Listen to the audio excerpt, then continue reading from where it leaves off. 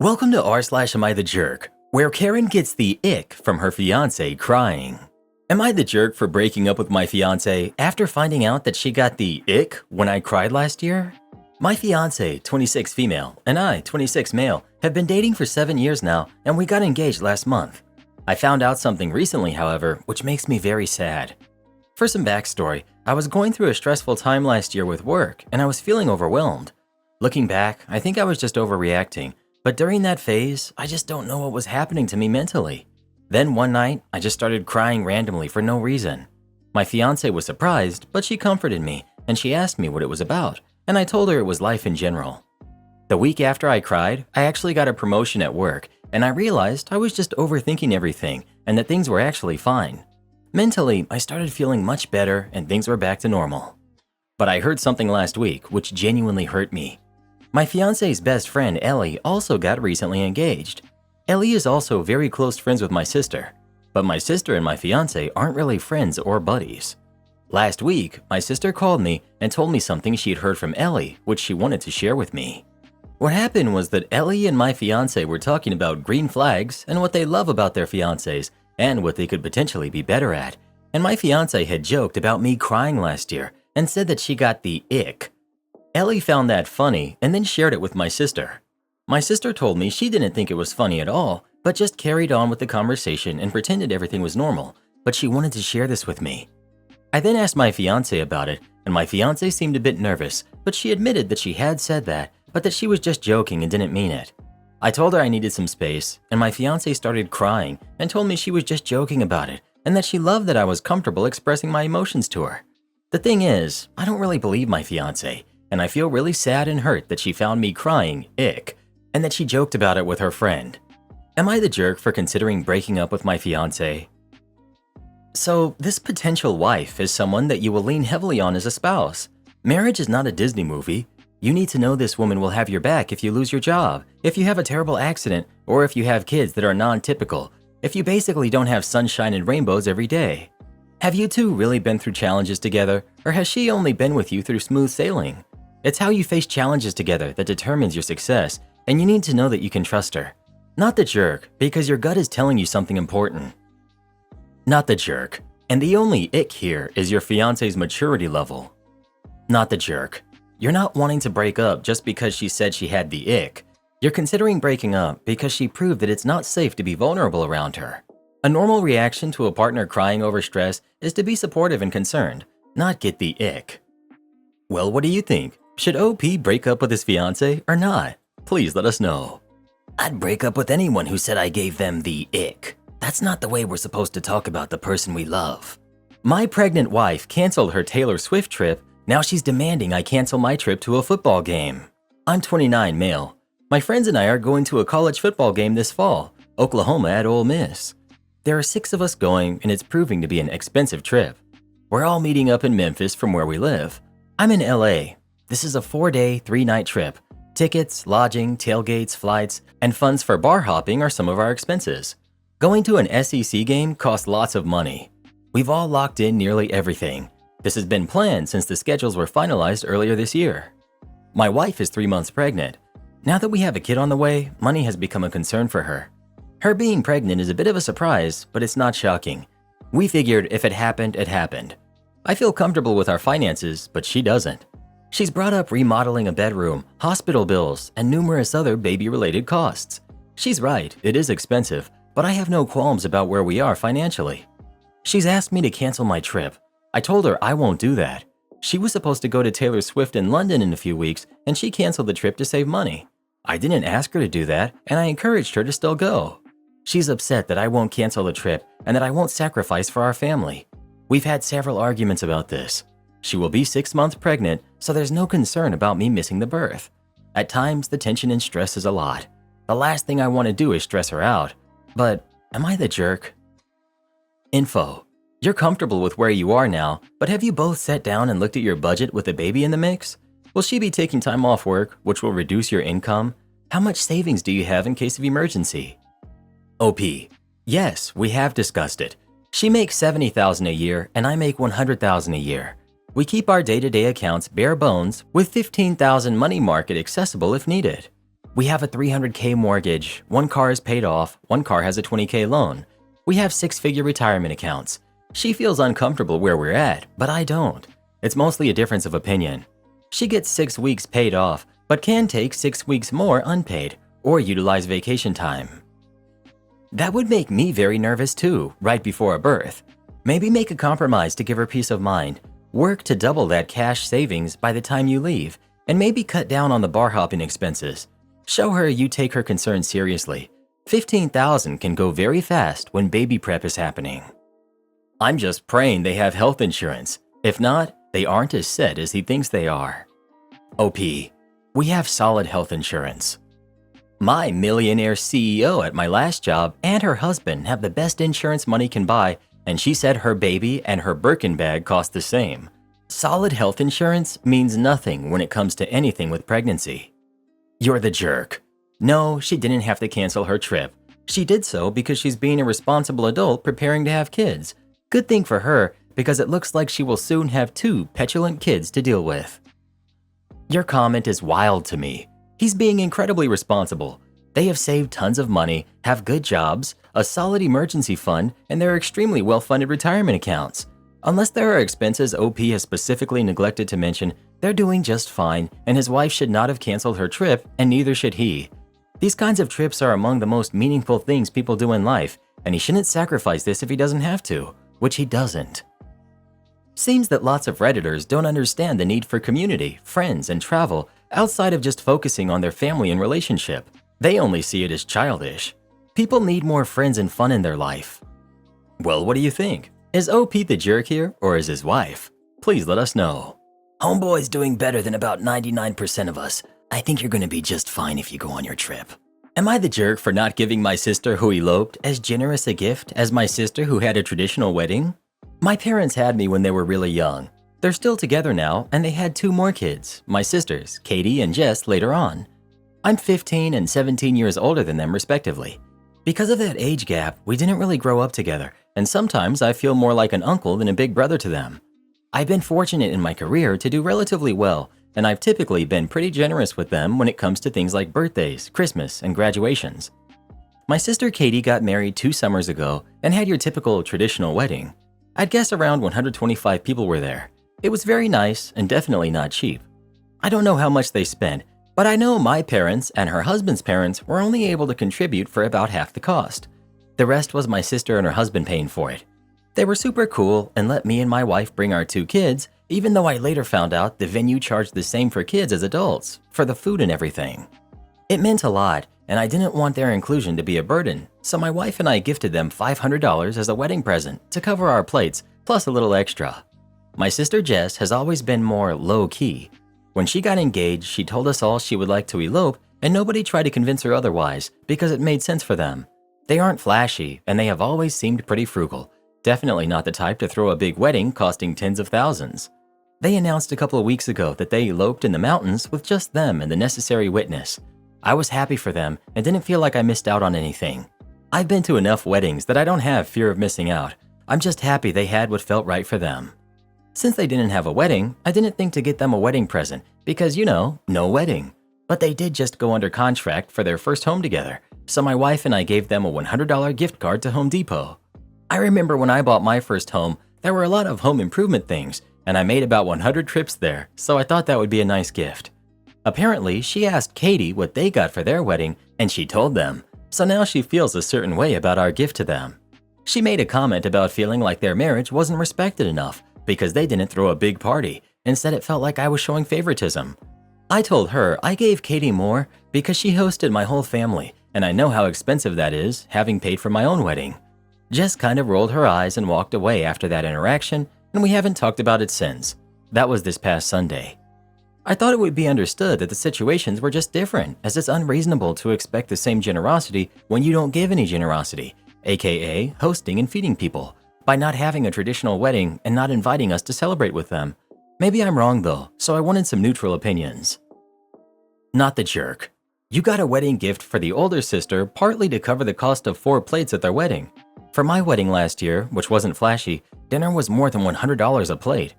Your $500 gift would have covered the cost of your dinner. At the end of the day, you likely helped fund their wedding and nothing more. The other sister didn't have a wedding, so her gift is all gift. She's a major jerk for comparing the two situations. Honestly, I wouldn't even have given a gift to someone who didn't have a party. That you did, and she's now saying it wasn't enough, makes her the jerk of the story. I get the concept of the gift for Katie being bigger because they had a formal wedding and you're covering for your plates, but also she's your sister, so I'm sure part of it is wanting to give your sister a nice gift to start her new married life. Jess is also starting a married life. She and her now husband just opted to not have a big wedding, but they are buying a house. So was the gift more of a housewarming type of gift, as opposed to I'm celebrating your new marriage kind of gift? Did they have a registry of any kind? Only asking because I do know some people who eloped or had a micro wedding and created a registry because people, family and friends, still wanted to gift them something to celebrate the big step in their lives. It wasn't about the covering of their plates, it was about their love of the couple and their relationship with them. Not saying what you gave was wrong, but I can sort of see how Jess may have felt a bit slighted. Kinda tacky to ask what you had gifted your sister. OP. I was not told about any sort of registry. I know a few people who eloped and was never sent a registry for those. Personally, I think it would rub a lot of people the wrong way. For Katie, it really was I wanted to make sure we weren't a burden. My kids were the only kids invited to an otherwise child-free wedding, and my wife and I were very grateful and wanted to make sure their generosity wasn't punished. You're the jerk. I've never heard of monetary gifts being tied to reimbursing the bride and groom the cost of the wedding, and I'm 59. It should just be a gift from your heart to bless them in this time of their life in an amount you can afford. In the same way, you should have blessed your other sister with a similar gift in the amount you can afford. Since you gave cash to the first sister, it would make sense to give cash to the other one. It would have made sense for it also to have been $500. You're the jerk. I'm a more low-key person, and from an immediate family member, I would definitely feel slighted. Honestly, they made the better fiscal choice of closing on a house rather than having a big wedding. They now have a whole house to fill. Not that it's anyone's responsibility to do that for them, but it's really ignorant on your part. Also, covering plates is such BS because you have to pay the venue beforehand. No one should be doing something they can't afford depending on cash gifts. If someone got a gift off a registry, it's not going towards their plate and is also a very acceptable thing to do. My boyfriend thinks our house is haunted. Last December, I was fortunate enough to inherit a house that's been in my family since it was built in 1940. It's a little small, but it's beautiful and has a lot of significance to me. When I moved in a few weeks ago, my boyfriend of 4 years ended up coming over quite a bit more. Our previous living situations didn't allow us a lot of sleepovers since we wanted to be considerate of our roommates. Now that we have a run of a whole house, he's been staying the night every night, and I've been pretty thrilled to have him around every day. This evening, he begged me to come outside and sit with him while he smoked because he was afraid to be outside alone. As it turns out, he actually thinks the house is haunted. A few weeks ago, I drove him home from the bar and he drunkenly told me that he didn't want to go back to that place because it's depressing. But he often talks crap to tease me when he's drunk, so I brushed it off as just being a crappy joke. I explained to him that the only people who have ever lived in this house were my grandparents, who both passed in hospice care. But he can't be convinced that it's safe. He also can't be convinced that my grandparents, who called me their little angel and dreamed of one of their grandbabies having a family here, would not be inclined to haunt us. Honestly, I kind of balked at him and was not very respectful of his fear the first time we discussed it. He's very superstitious and spiritual and believes that he feels weird around full moons. I'm not. I've always secretly thought his thing about full moons was a little silly, but an endearing quirk that didn't matter much. But now his superstition might lead to an ultimatum where I have to choose between him or my amazing home. He's been getting a lot of bad dreams here, including some experiences with sleep paralysis. The thing is, it's a free house, and the total I pay for taxes and utility each month is $600.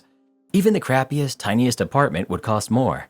And if we wanted to get rid of the house, I would be expected to pass it to my brother, who also wanted the house free of charge since my parents helped cover basic repairs and legal costs. On top of financial concerns, we love our neighbors, and he literally visits with them daily. Their kids come over and ask if he'll come out and play with them after school, and the adults come over at night for beers. The property is also very large, and there's a lot of room for pets and kids and expansion. The house itself has old architecture, but has been newly remodeled to my liking, and he helped me pick out much of the stylistic changes we made, so I'd presume he liked it too, until he got it in his head that it's haunted. So it hurt quite a bit to think that we'd have to let this place go, especially considering the emotional significance to me and our limited finances that would not allow us to purchase or rent another house at this time. I want to respect his concerns, but I'm honestly torn between calling him an idiot and ignoring it, or being outright offended. It's very hard to see why a bad feeling should force us back to a more expensive apartment life, and a much smaller place at that, or prevent us from moving in together for several more years. Help me see his side of things and find the middle ground with him. I honestly just want him to love it here as much as I do, and I'd do anything to assuage his fears. What can I say to him at this point to not sound dismissive, but still convince him to consider staying? Update. After my original post, I went to my boyfriend full of ideas on how to help put his mind at ease. As it turns out, all of those ideas were wrong for him, but he was deeply appreciative that I was taking his fear seriously instead of putting him down for believing in something that I don't. He said he never intended to make me feel like it was him or the house. He loves this place and the history behind it. He just wanted to share with me how he was feeling and do some little rituals. So I helped. We tried to pin down the parts of the house that are spooky to him, and both came to the same conclusion. The attic door in the bedroom is pretty unsettling. It's a Cape Cod-style home with a crawl space/attic on the second floor instead of above it. For some ungodly reason, my grandfather thought it was inconvenient to access this tiny crawl space through the closet, so he put a little door in the master bedroom, which I've hated since I moved in, and I've been blocking it with a dresser. We sealed up that entrance to the crawl space and threw some salt around. And since I've always wanted a dog, we got a puppy to ward off evil, and it's hard to be scared with a little fluff ball sleeping on your face. I specifically picked a dog that wasn't jumpy or easily frightened, and my two boys have been inseparable. All is well now, and I'm happy I put my skeptical nature aside to support my wonderful boyfriend, no matter how silly it seemed. My girlfriend wants to go on a trip with a male friend, despite me not being comfortable with it. I met my current girlfriend in our freshman year at college. We hit it off almost immediately and became pretty fast friends. After being friends for a while, I asked her out, and we've been together ever since, coming up on our 2-year anniversary in October. Recently, however, she and I have been fighting over a proposed trip she intends to go on at the end of this month. She has a friend who we'll call Paul, because that's his name and I don't care enough to censor it. I was always aware of him since he lives in her dorm and we've hung out a couple of times. But in the Venn diagram of our friend group, he's always been very firmly in her circle area. I've also always believed that he has feelings for her from only knowing him for a few months. They've always spent an inordinate amount of time together, even more than most of her other friends, and often more than I get to see her in a week. He's also made occasional inappropriate remarks about her, which I won't get into here. I've brought this up to my girlfriend multiple times, but she insists he just sees her as a friend. And while I think she's incorrect, I don't think she's being dishonest. I trust that she has absolutely no interest in him that way, and so I'm mostly okay with their friendship. At this point, it's honestly kind of a joke between us. Well, things between us have soured over Paul in the last week or so. His birthday's coming up soon, and he asked her to go on a trip with him to LA, which is on the opposite side of the country from us. She mentioned the plans in a kind of offhanded manner, and when I said I wouldn't be comfortable with that, she and I got into an awful argument about it.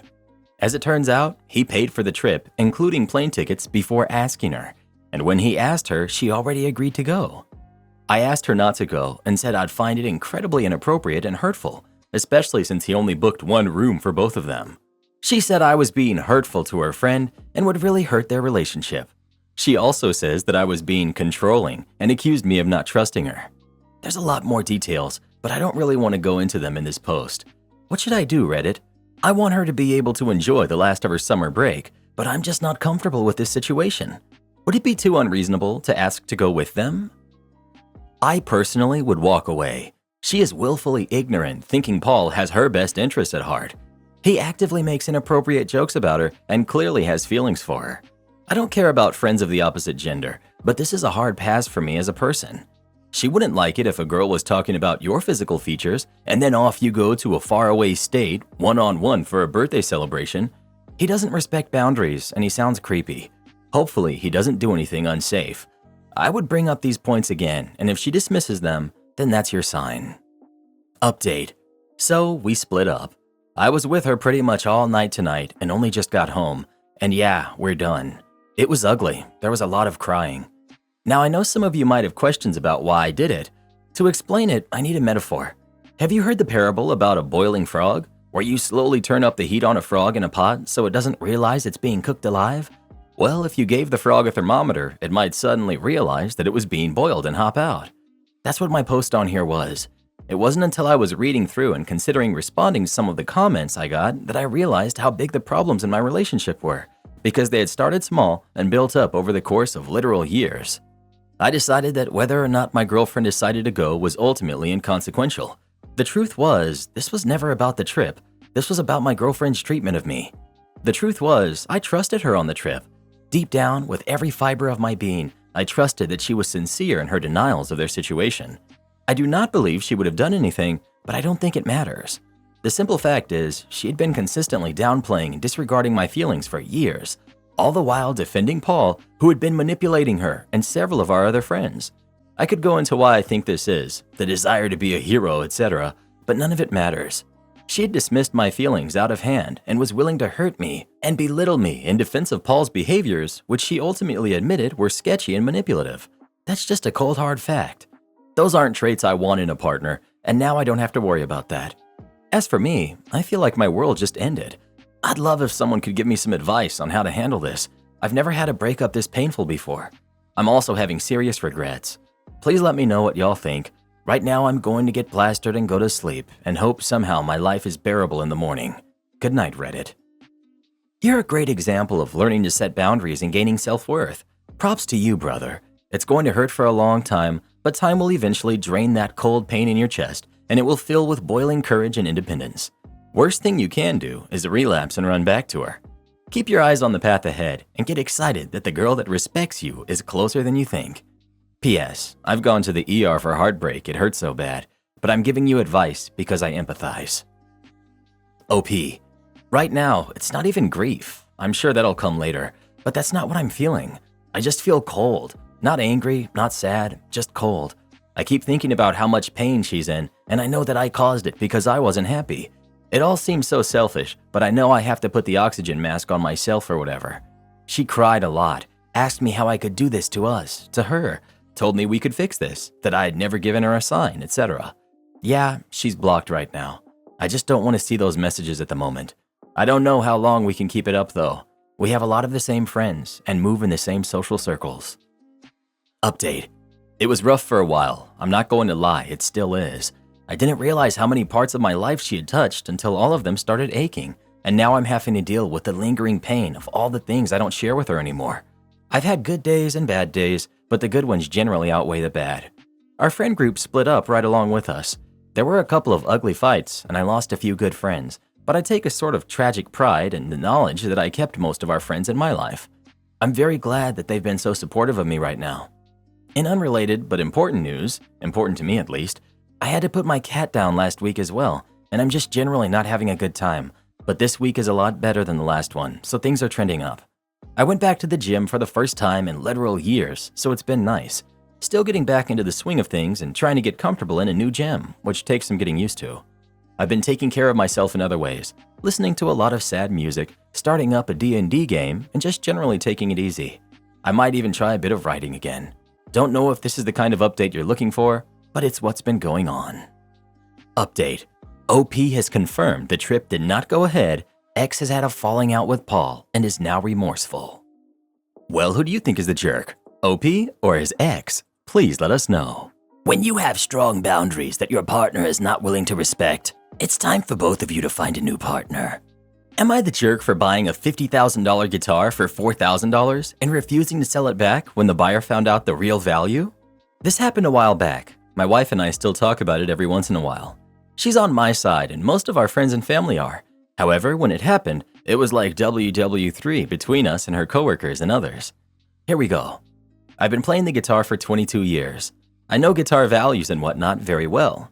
I'm very into the guitar market. At my wife's old company, she was hanging out with coworkers one day after work, and she mentioned that I play guitar. A coworker, who I guess is very popular at work, said that his dad passed recently, and he was selling his dad's things. His dad had a guitar, and he asked my wife if I'd be interested in it. My wife texted me and said to have him send me the info of the guitar and the price. The next day, he texted me the pics and the price. It was a 1952 Telecaster in mint condition. He had the original receipts, which was crazy. That's how I know the date. I asked what he wanted for it, and he said he looked up Telecasters online and he thinks $4,000 is fair. I texted back, "I'll take it for $4,000, and we went to pick it up. The guitar had no sentimental value to him at all. Here's the issue at hand. The guitar was, and is, worth approximately $50,000 depending on the buyer, and I knew it. When I got the guitar, I told my wife the price and what it was worth. She was floored. Fast forward 2 weeks. Her coworker tells my wife he just found out what the guitar was actually worth from a family friend and he wanted it back. She said, "Well, he really likes the guitar and he knew that it was worth $50,000, which is why he was floored when you offered it to him for $4. He really likes it and I doubt he'll sell it back to you, but you can ask." Probably not the smartest thing for her to say, but she was caught off guard and it's not her fault or problem. He contacted me and asked to buy it back. I said that it's not for sale. He then said I scammed him and he was going to sue me and take my wife to HR for being a part of the scam, which was nuts, but he actually did contact HR. They were cool about it and said it's not their problem. It's between him and me. Over the next few months, he made things very uncomfortable for my wife at work. He would bug her constantly about it. She eventually had to go to HR for harassment and they actually let him go. She complained twice and he was warned but didn't stop. He's contacted me several times about it, so I got a restraining order for harassment too. I blocked him too. I haven't heard from him in about a year. Am I the jerk? Update. Just to clear up some things. I left some things out because I didn't want to influence anyone's opinion and I really wanted it to be about me buying a guitar at a significantly lower market value versus the people in the story. I did include the fact the guy was harassing my wife at work, not to make the guy sound bad, but because I thought it was relevant to the story. Here's some specific details I chose to not include. The guy and his dad were not close at all. So these people saying that he was grieving and I took advantage of him, that's 100% not the case. When I went to get the guitar, he was telling me he hadn't talked to his dad in 6 years and was actually annoyed he had to deal with a funeral. The dad bought the guitar new and never played it. Luckily, it was stored in a closet and not in a basement or attic. There's no issue with the wood or electronics. It plays like a dream and I couldn't be happier.